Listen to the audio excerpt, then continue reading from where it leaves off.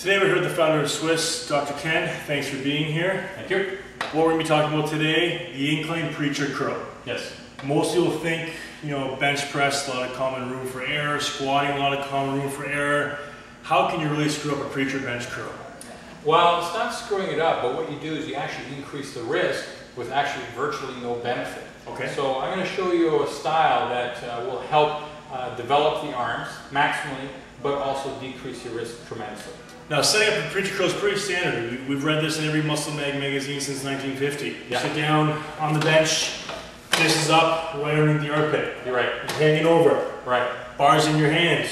You come all the way down, you come all the way up. Correct. What am I doing wrong? The challenge is that if you start loading up, so if you're in this position here, there's a few different key components. Number one, as you bring your arm down, the arm can actually continue to go, which puts a tremendous amount of stress here, so the potential of actually rupturing a bicep tendon is quite high.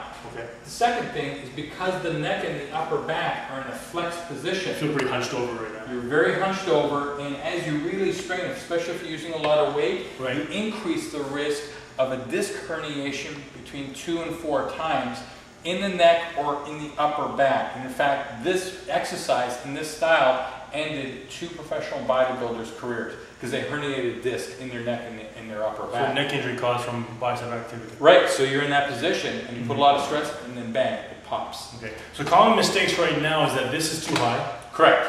My elbow's too far forward. Correct. And because of that, when I come all the way down, there's nothing from preventing me from bringing my arm or hyperextending my elbow with a load in my arm. In fact, what's happened is that at the end of the bench here, it's almost hinging, so it can easily go too far forward. How do we solve that? The number one thing is to drop down the actual bench, basically just below the chest. Now, this seems relatively pretty low for probably most people. Right. Now, what is the benefit of doing it this way? So what you're going to do, instead of having your elbow down at the bottom, you're going to raise it so that the elbow is at the top. Okay. So have the elbow at the top. The chest is high, and so is the neck. So as you bring the arm down, you still get the full range of motion. You still stress this 100%, same as when the elbow is down, but now you use the pad as a stop. Now, even without any load, this feels a tremendous amount different. Even as you're pushing down on my hand, what's happening now is that there's no hinge here. Right. So no matter how much force you put on my hand, my form will just rest. It just rests here, and in fact, you put no stress on the bicep tendon.